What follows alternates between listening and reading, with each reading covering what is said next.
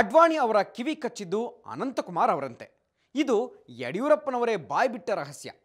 ಮಾತು ಮಾತಿನಲ್ಲೂ ತಮ್ಮ ವಿರೋಧಿಗಳಿಗೆ ಬರೆ ಹಾಕ್ತಾ ಹೋದ ಮಾಜಿ ಸಿಎಂ ಸದ್ಯಕ್ಕೆ ಬಿಜೆಪಿ ಬಿಡೋದಿಲ್ಲ. ಹಾಗಂತ ಎಂದೆಂದಿಗೂ ಬಿಜೆಪಿಯಲ್ಲೇ ಇರ್ತಾರಾ? ಅದು ಅವರಿಗೇ ಸ್ಪಷ್ಟವಿಲ್ಲ.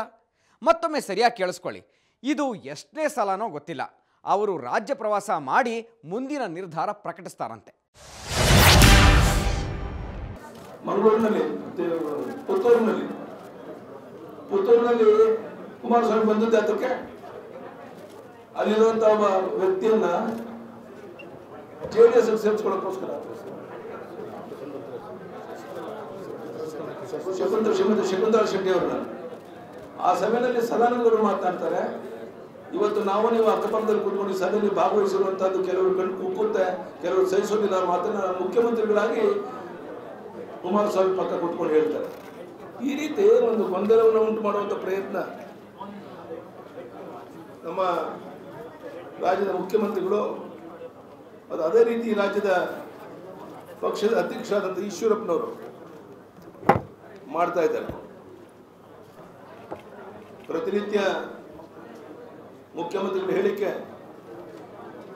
ಕಳೆದ 40 ವರ್ಷಗಳಿಂದ ನಮ್ಮ ಸಾರ್ವಜನಿಕ ಬದುಕಿಗೆ ಧಕ್ಕೆ ತರೋ ರೀತಿಯಲ್ಲಿ ಸೇಡಿನ ರಾಜಕಾರಣವನ್ನು ಮಾಡ್ತಾ ಇರೋದು, ಅದಕ್ಕೆ ಕೈ ಜೋಡಿಸೋದ ಕೆಲಸವನ್ನು ರಾಜ್ಯದ ಅಧ್ಯಕ್ಷರು ಈಶ್ವರರು ಮಾಡ್ತಾ ಇರುವಂಥದ್ದು.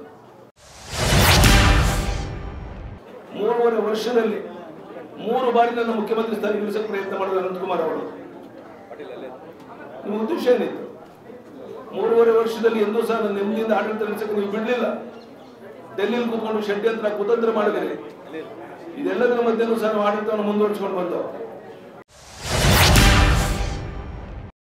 ಭಾರತೀಯ ಜನತಾ ಪಾರ್ಟಿ ಕಟ್ಟಿ ಬೆಳೆಸಿದ್ದೇವೆ ಎಲ್ಲರೂ ಸೇರಿ. ಕೋಟ್ಯಾಂತರ ಜನರಿಗೆ ಯಡಿಯೂರಪ್ಪನ ಅಪಾರ್ಥ ಮಾಡ್ಕೊಳ್ಬಾರ್ದು ಅಂತೇಳಿ ನಾನು ಏನಾಗಿದೆ, ಯಾವ ರೀತಿ ನನ್ನ ಕಿರುಕುಳವನ್ನು ಕೊಟ್ಟರು, ಯಾವ ರೀತಿ ನನ್ನನ್ನು ಪಕ್ಷದಿಂದ ಬಿಡಲಿ ಅನ್ನುವಂಥ ಒಂದು ವಾತಾವರಣ ಸೃಷ್ಟಿ ಮಾಡುವಂಥ ಪ್ರಯತ್ನ ಇವರೆಲ್ಲ ಮಾಡ್ತಾ ಇದ್ದಾರೆ.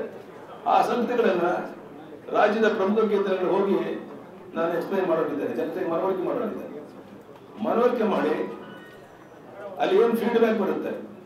ಯಾಕೆಂದ್ರೆ ಮಾಲೀಕರು ರಾಜ್ಯದ ಜನ, ಆ ಜನರ ಅಭಿಪ್ರಾಯವನ್ನು ತಗೊಂಡು ಮುಂದೆ ನನ್ನ ರಾಜಕೀಯ ನಿರ್ಧಾರವನ್ನು ಆದಷ್ಟು ಬೇಗ ನಾನು ಮಾಡಬೇಕು ಅಂತಿದ್ದೇನೆ.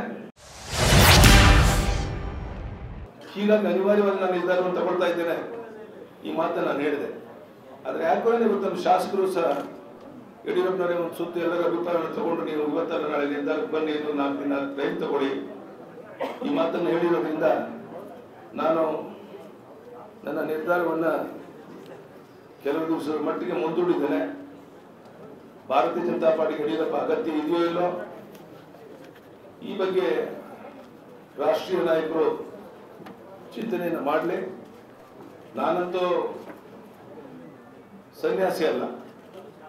40 ವರ್ಷ ರಾಜಕೀಯ ಕ್ಷೇತ್ರದಲ್ಲಿ ಕೆಲಸ ಮಾಡಿ ಜನಪರ ಯೋಜನೆಯನ್ನು ರೂಪಿಸಿ ಕೇವಲ 3.5 ವರ್ಷದಲ್ಲಿ ಕೋಟ್ಯಾಂತರ ಜನ ನಾನು ಮಾಡಿದಂಥ ಯೋಜನೆಗಳನ್ನ ನೆನಪಿಟ್ಕೊಳ್ಳುವಂತೆ ಮಾಡಿದಂಥ ಯಡಿಯೂರಪ್ಪ.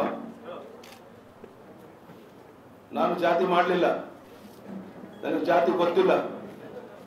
ಎಲ್ಲ ವರ್ಗದ ಜನ ಒಟ್ಟಾಗಿ ತಗೊಂಡು ಅವರ ಸರ್ವಾಂಗೀಣ ಅಭಿವೃದ್ಧಿಗೋಸ್ಕರ, ಆರ್ಥಿಕವಾಗಿ ಸ್ವಾವಲಂಬಿ ಮಾಡೋಕ್ಕೋಸ್ಕರ ನನ್ನ ಶಕ್ತಿ ಮೀರಿ ಪ್ರಾಮಾಣಿಕ ಪ್ರಯತ್ನ ಮಾಡಿದ್ದೇನೆ. ಹಾಗಾದ್ರೆ ಇದೆಲ್ಲದರಿಂದ ಯಡಿಯೂರಪ್ಪನವರು ಸಾಧಿಸಿದ್ದೇನು? ಸಾಧನೆಗಳ ಪಟ್ಟಿಯನ್ನೊಮ್ಮೆ ನೋಡ್ಕೊಂಡು ಬರೋಣ. ಆದರೆ ಅದಕ್ಕೂ ಮುಂಚೆ ಒಂದು ಚಿಕ್ಕ ಬ್ರೇಕ್ ತಗೊಳ್ಳೋಣ.